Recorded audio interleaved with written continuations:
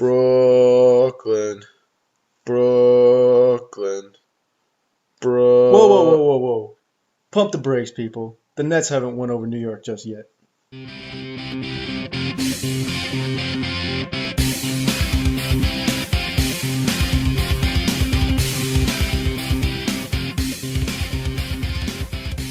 What is up, everybody?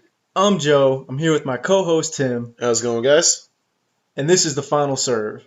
To start off this episode, I'd like to say this game between the Knicks and the Nets, the only thing that it proved was that each team is probably about equal in talent.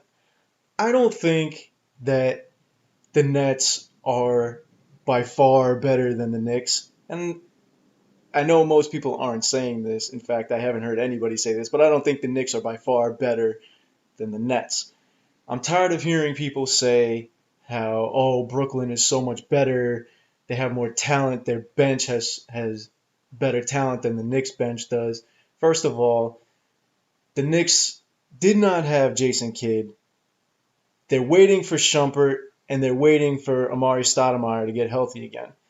So until the Knicks get the full roster and be able to play the Nets with their full lineup the way that they intended to play, I don't think you can necessarily judge them.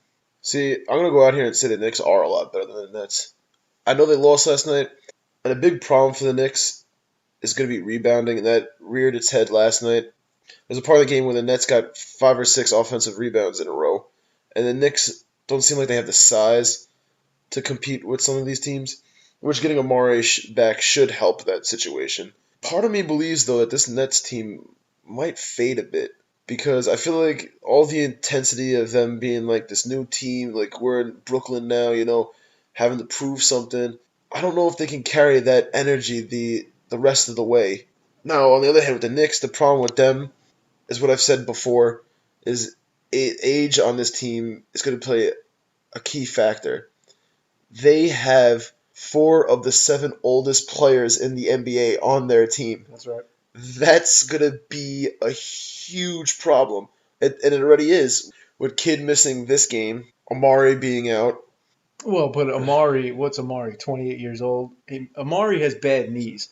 Now, the thing is that I know, like I've said before, and like you just said, age is the issue. But if you noticed, these guys haven't been playing a whole lot of minutes so far. I mean, you have Kurt Thomas and you have Marcus Camby on the bench, and they're only playing 5 to 8 minutes a game at the moment.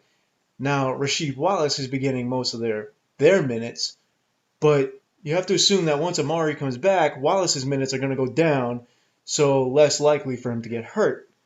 Now, I think that will benefit the Knicks in the long run because what I thought would be an issue might not be such a problem. I hear what you're saying, but how many minutes are you going to give Amari with his weak knees? The problem he has with staying healthy. I mean, Well, you it's can really get early. Amari 20 minutes off the bench because I think that's where he's going to have That's to come fine. from. I think, and I mentioned this before, key factors are keeping the older guys healthy. This team is going to live and die off of J.R. Smith and Carmelo. They got to move the ball a bit more. I hate seeing JR dribble the ball from one end of the court to the other and taking the shot. He becomes too predictable when him and Melo get the ball. You're almost certain that they're going to shoot. Also, Novak, he's a guy where if he's not on, he shouldn't really be playing. The whole purpose of him playing is to hit those threes and just constantly hit them. The guy, He doesn't play any defense. well, that's what I was at just about to all. make that point. Plays Is that no the guy's defense is atrocious. He really can't do anything else but be a 3-point shooter. In this game, though, Carmelo needs to take a better shot at the end of the game. I think he didn't really get himself any space, and the shot he took was an ugly one. Well, I mean, you could tell that by the end of the fourth quarter, he was just burnt. What he wound up, even with overtime, he wound up playing, what was it, 50 minutes?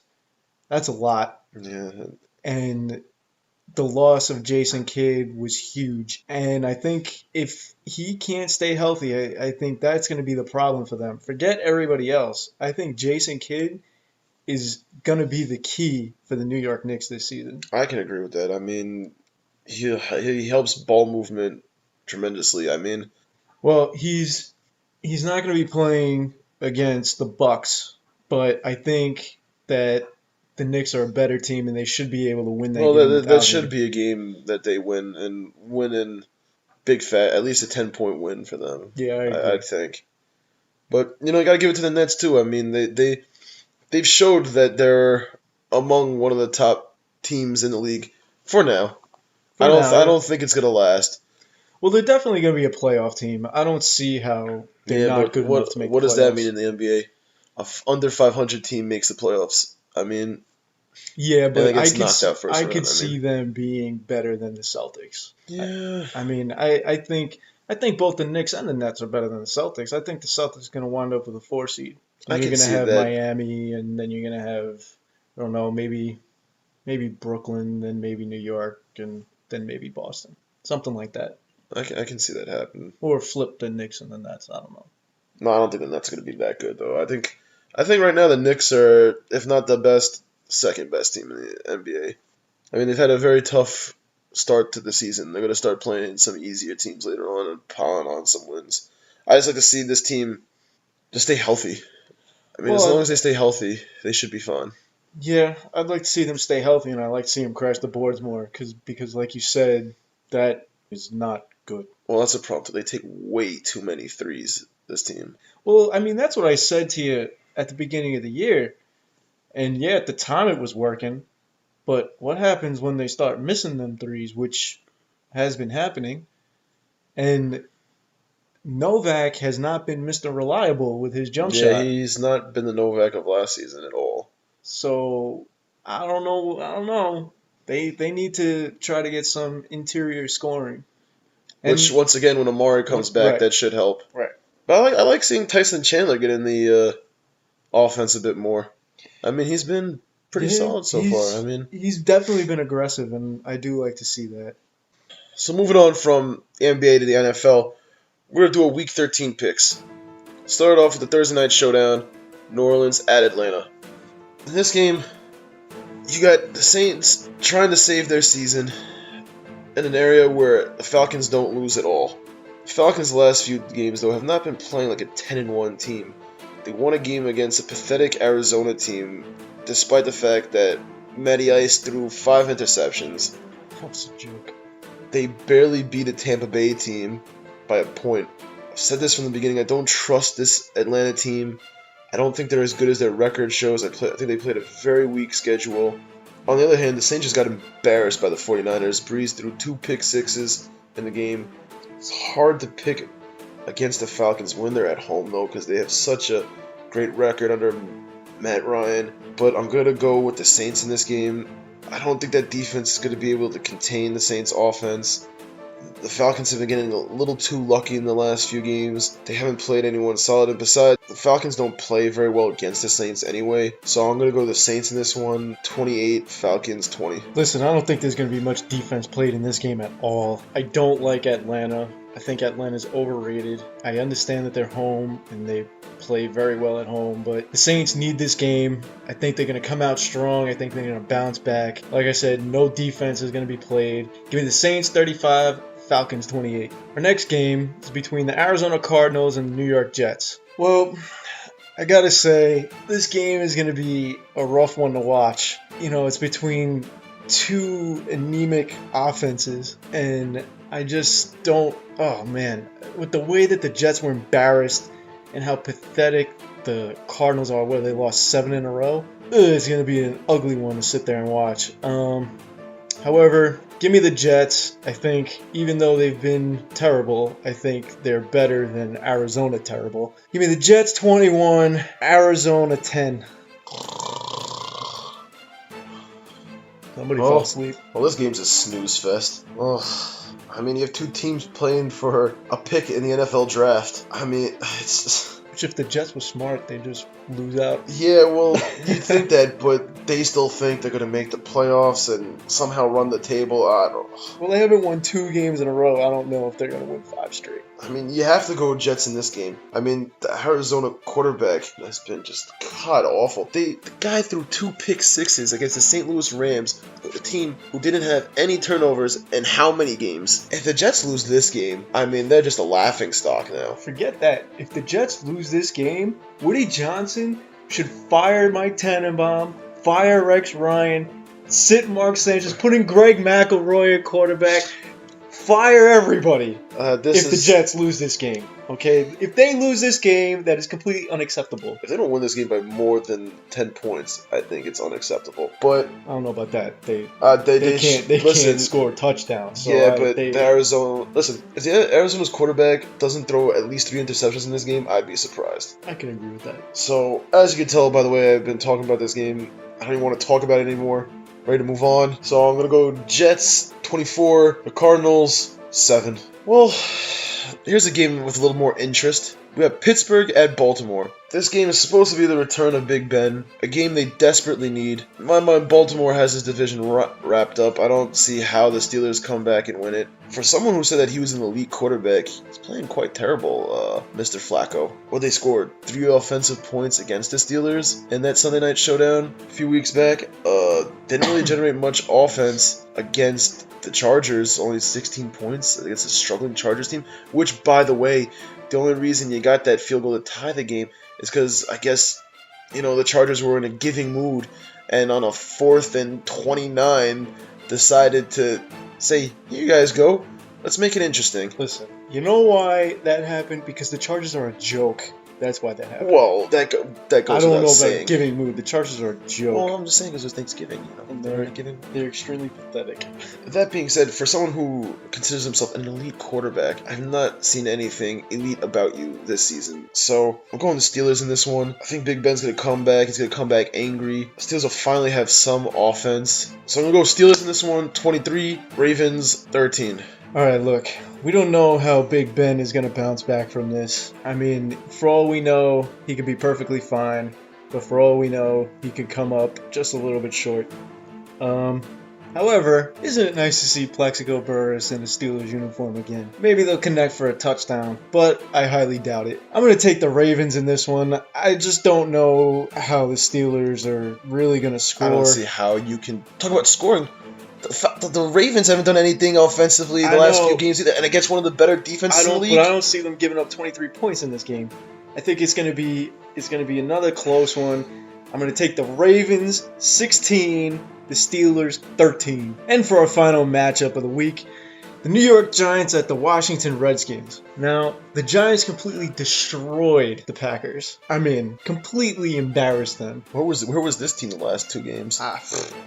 But I told you, didn't I tell you last week that the Giants play up to their competition? I told you. I just don't understand how this team can be so great one week against one of the better teams in the league and then go into Cincinnati and just... Because they don't care about Cincinnati. The Bengals mean nothing to them. Yeah, but it's still a game you gotta AFC win. means nothing to them. It's just... I just don't get it. I think this game is going to be interesting because the Redskins played them so well in their first matchup. And the Giants always seem to have a little bit of trouble with a mobile quarterback. And RG3, I am impressed by this kid, let me tell you. He hasn't been using his legs so much lately. Yeah, but man, he's got an arm.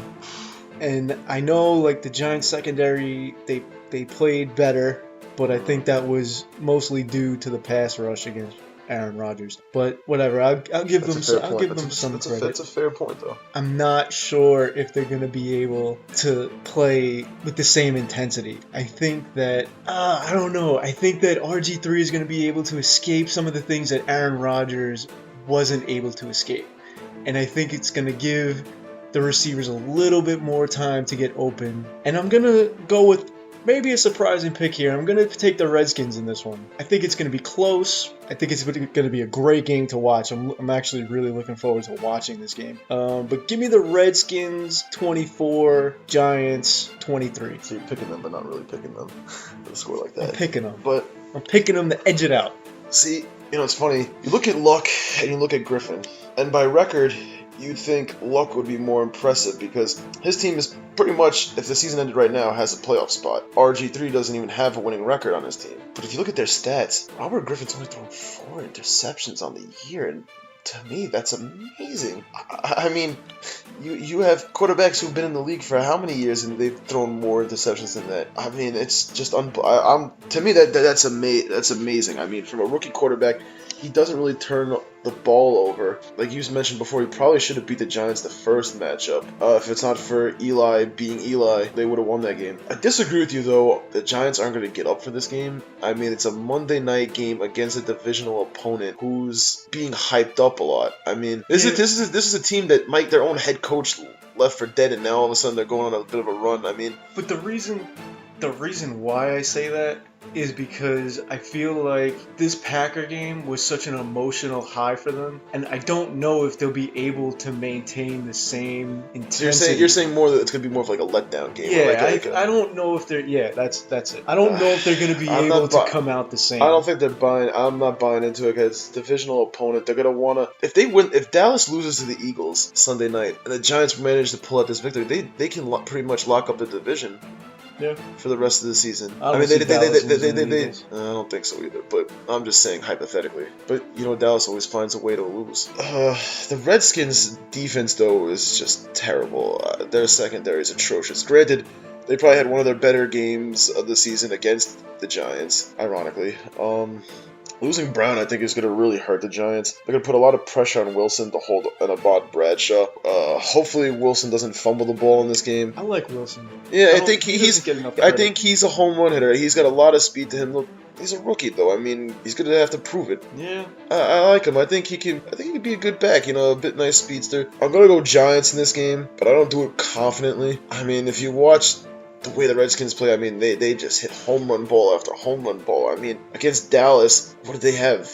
2, 3, 50-plus yard touchdown completions? My God, I mean, listen, I'm impressed with Griffin. Didn't think he'd be this good. I don't like running quarterbacks because usually they tend to run first, even though he's strayed away from that recently. I think this is going to be a high-scoring event. I don't trust the Giants' secondary. And because Griffin moves around so much, I think that neutralizes the pass rush a little bit. But as I said before, I'm going Giants 34, the Redskins 31. Well, that's going to do it for us, guys. But before we go, a little farewell. Goodbye, Fireman Ed. We could really care less about you, but for some reason you seem to be getting all this publicity. So make sure you follow us on Twitter @TheFinalServe, like us on Facebook, and please subscribe. You've just been served.